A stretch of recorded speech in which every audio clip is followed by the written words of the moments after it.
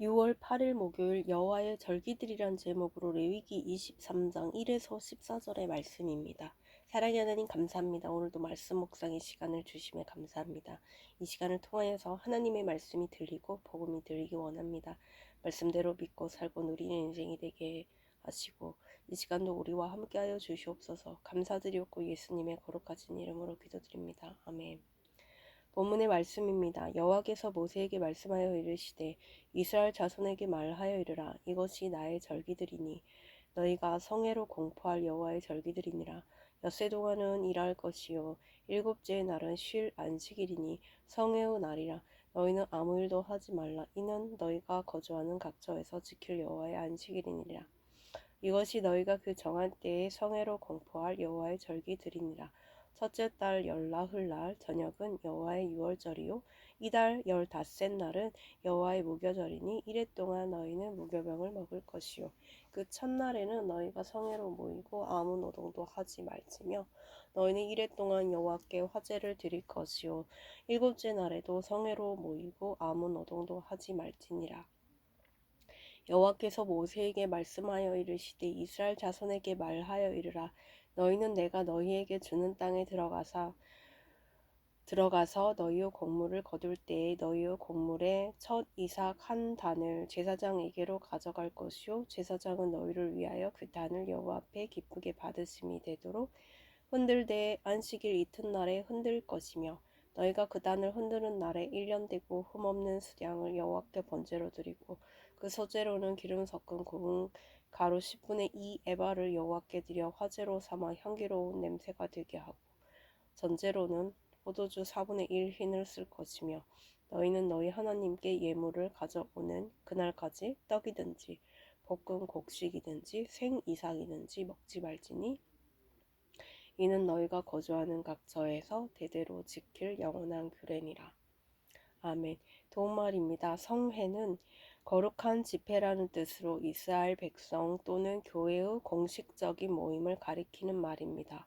유월절은 출애굽 전날 밤으로 죽음의 사자가 애굽의 장자들을 죽일 때 어린 양의 피를 문설주에 바른 이스라엘 백성의 집은 치지 않고 넘어간 6월 돼서 유래된 절기 이름입니다. 무교절은 6월절 다음 날부터 7일간 지키는 절기로 유대의 3대 절기 중 하나로 절기 동안 무교병을 먹는다 하여 붙여진 이름입니다.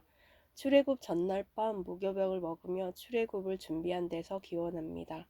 전제는 포도주나 독주 등 액체로 된 제물을 부어 드리는 제사입니다. 본문 요약입니다. 여호와께서 모세에게 가장 기본적인 절기인 안식일, 유월절과 무교절 규례에 대해 말씀하십니다. 또한 이스라엘 자손이 가나안 땅에 들어가 거둘 첫 이삭을 여호와께 드리는 규례를 알려주시면서 이는 그들이 거주하는 각처에 대대로 지킬 영원한 규례라고 하십니다. 오늘의 중보기도는 위정자들이 이 나라와 선조와 국민에게 감사하고 무엇보다 하나님께 감사할 수 있게 하옵소서. 아멘. 본문의 설입니다. 첫 번째, 안식일의 규례 1에서 3절의 내용입니다. 여호와의 절기 중 안식일 규례가 가장 먼저 나옵니다. 안식일이 가장 기본적인 절기이기 때문입니다. 하나님은 일곱째 날에 안식하라고 명하시면서 그날은 여호와의 안식일이라고 하십니다. 안식일의 주인은 하나님이시라는 뜻입니다. 따라서 하나님의 백성은 안식일에 노동을 멈추고 쉬면서 우리를 살리시는 하나님의 창조와 구원을 기억하며 감사 예배를 드려야 합니다. 엿새 동안 땀 흘려 열심히 일할 때 하루를 구별하여 쉬며 안식할 수 있습니다. 적용 질문입니다. 나는 주일을 거룩히 지키고 있습니까? 주일 예배를 지키는 것보다 더 우선 순위에 두는 것은 무엇입니까?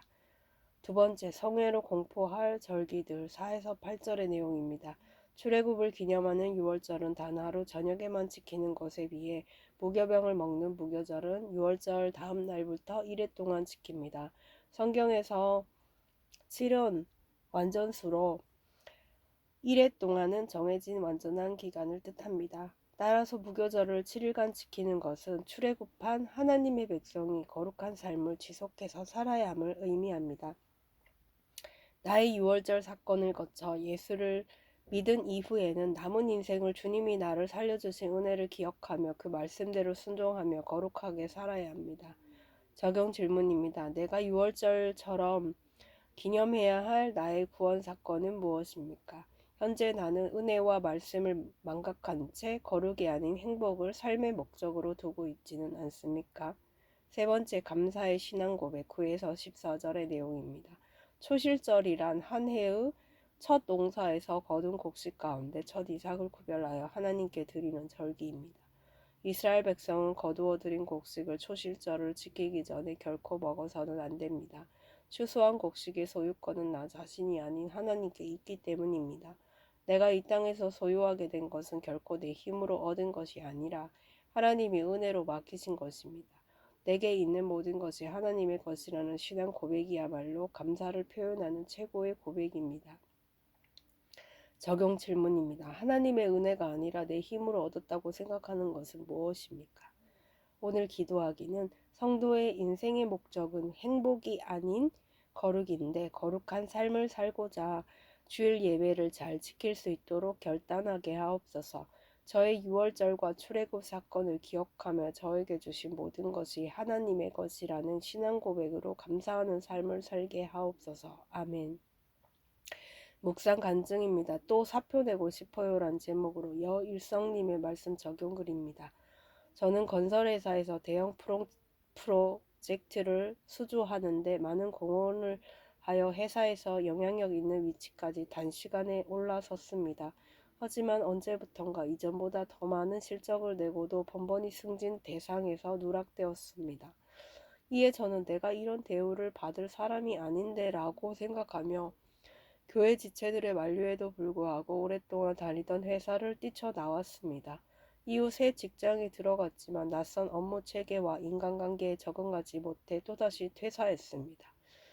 그러고 나서도 이직과 퇴사를 반복하며 여러 직장을 전전하는 신세가 되었습니다.